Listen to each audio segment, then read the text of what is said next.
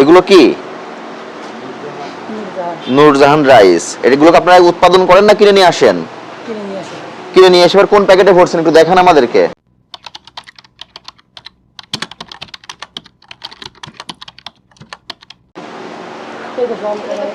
এটা আটা। এই যে সরকারি লোগো, খাদ্য অধিদপ্তর কর্তৃক পরিচালিত খোলা বাজারে আটা বিক্রি কার্যক্রম। এগুলো আপনারা কিনে নিয়ে এসেছেন? কোথা থেকে কিনে নিয়ে এসেছেন? এটা আপনি কিভাবে এখানে পেলেন? এখানে আনলেন কিভাবে? এটা তো ওপেন মার্কেট সেল হবে। সরকারের একটা কর্মসূচি, ওপেন মার্কেট সেলের মাধ্যমে এগুলো বিক্রয় হবে খোলা বাজারে। আপনি এগুলো এখানে কোথা থেকে কিনে নিয়ে এসেছেন এবং এগুলো অন্য বস্তায় কনভার্ট করছেন? নামান, এই বস্তাটা নামান। আমি আইছি 4 দিন। এই বস্তাটা নামান। এটা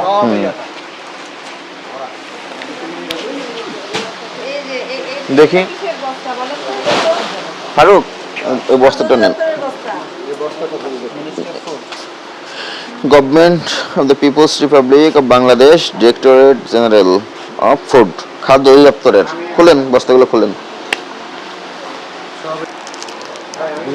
30/12/25, 29/9/25 ম্যানুফ্যাকচার্ড, 29/9।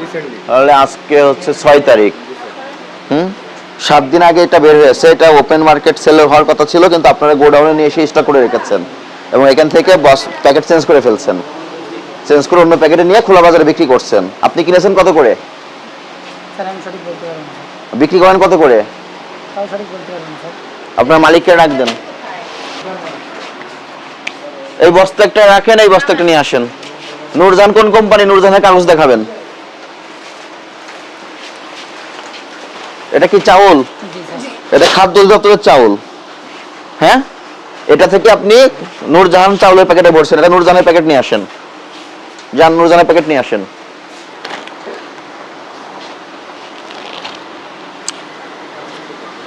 শুধু আপনাদের কার্যক্রম কি চাউল আর আটা দুটাই সরকারি পণ্য, আপনারা বেসরকারিভাবে ব্যক্তি মালিকানাধীন বস্তায় প্যাকেজিং করতেছেন, করে খোলা বাজারে বিক্রি করছেন।